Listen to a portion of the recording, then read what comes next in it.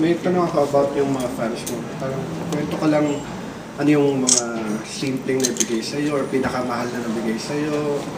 Mga bagay na na-appreciate mo sa kanila. Na-appreciate ko.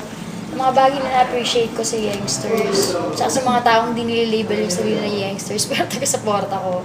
Well, may mga ganun talaga, no? Hindi nila gustong mabilong sa fans club. Pero taga-support mo sila. Meron akong isang ayok tawagin fan parang ang baba rin.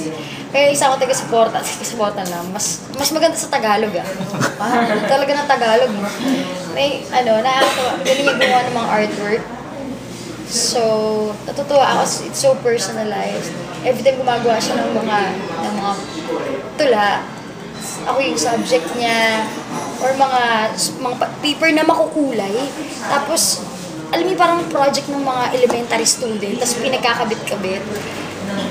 Kung gusto sumayin mo yung project, parang sabihin mo, mga 20 pesos lang ginasa. Pero hindi yun yung nagpapataas ng value nung Pero yung meaning, yung space ng nung space mo sa heart niya, na gagawa niya yung gano'n. Kasi ako, di ba, writer din ako.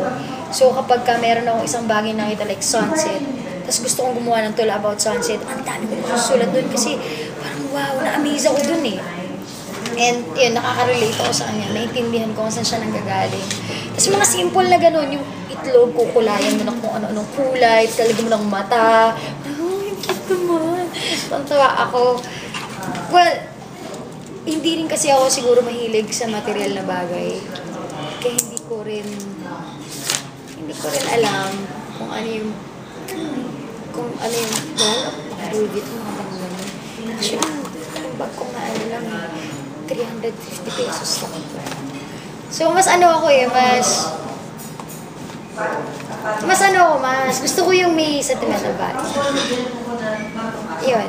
Pero na-appreciate ko lang ito yung youngsters, kahit nga yung mga text votes nila Alam ko na nanggaling kasi sa baon nila yun. Sobra. Na kakainin nila yun pero nilaan nila pang text votes para sa mix, para mag-number 1 yung songs ko. So yun, mga ganun bagay. Kahit yung pag-update nila sa youngsters page sa Facebook, kung nag-check ako, akala nyo hindi ako nag-check ako. Lagi ako nag-check. Sa totoo ako na parang may mga vlogs na tipong hindi ko na makikita, pero sila yung nakakakita. Tapos i-repost nila, tapos makikita ko, i-vlog ko. Na, wow, nagtukay ng effort para hanapin yung mga bagay na nasagap ng ibang tao sa akin. Dahil gusto nilang malaman kung ano yung ginagawa at mga nangyayari sa isip ko. So,